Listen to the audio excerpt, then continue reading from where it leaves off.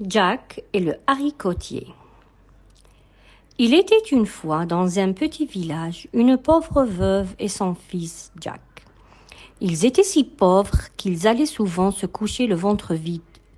Leur seule source de revenus était une vache nommée Blanchette. Mais un jour, Blanchette cessa de donner du lait. La maman de Jack décida qu'il n'avait pas d'autre choix que de vendre la vache.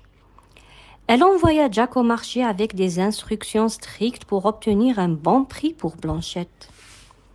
En chemin, Jack rencontra un vieil homme qui lui offrit 5 haricots magiques en échange de la vache.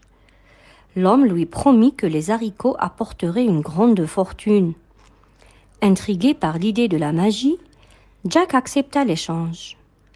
Lorsqu'il rentra chez lui et montra les haricots à sa maman, elle fut furieuse. Elle gronda Jack pour sa stupidité et jeta les haricots par la fenêtre. Elle envoya Jack au lit sans souper. Le lendemain matin, Jack se réveilla et découvrit qu'un gigantesque haricotier avait poussé pendant la nuit, atteignant les nuages.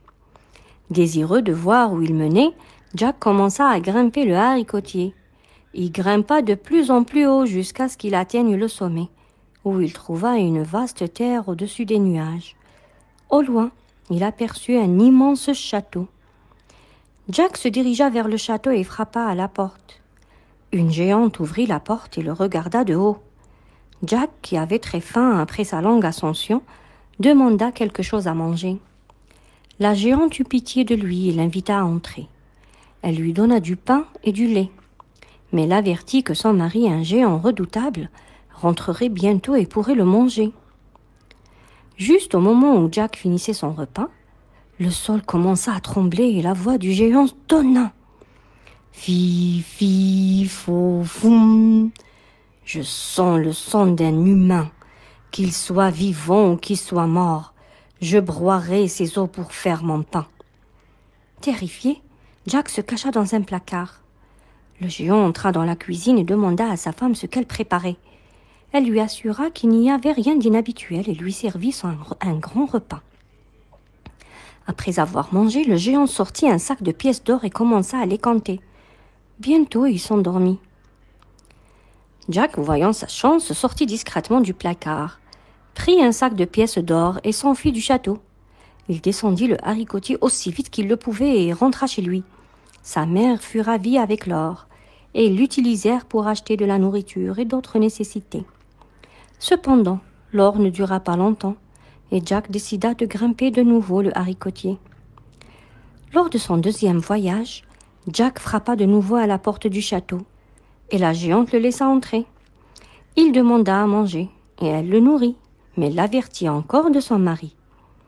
Jack se cacha dans le placard quand il entendit les pas tonitruants du géant. Le géant entra et renifla l'air et cria. Fi, fi, fo, foum. Je sens le son d'un humain, qu'il soit vivant ou qu'il soit mort. Je broierai ses os pour faire mon pain.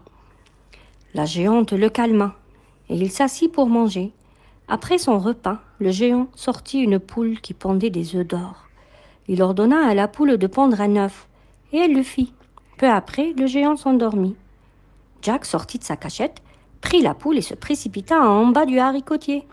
Avec la poule qui pondait des œufs d'or, Jack et sa maman vivaient à nouveau confortablement.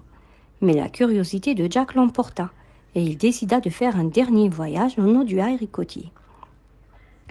Lors de sa troisième visite, Jack chercha de nouveau de la nourriture et un abri auprès de la géante. Comme auparavant, il se cacha quand le géant revint. Le géant rugit. Fi, fi, fo, fum. Je sens le son d'un humain, qu'il soit vivant ou qu'il soit mort. Je broierai ses os pour faire mon pain. La géante le calma et le géant s'assit pour manger. Après son repas, il sortit une harpe magique qui jouait de la belle musique toute seule. Alors que la harpe jouait, le géant s'endormit. Jack vit son opportunité et s'empara de la harpe. Cependant, en essayant de partir, la harpe cria « Maître! Maître !» Le géant se réveilla et poursuivit Jack hors du château. Jack courut jusqu'au haricotier et descendit aussi vite qu'il le pouvait.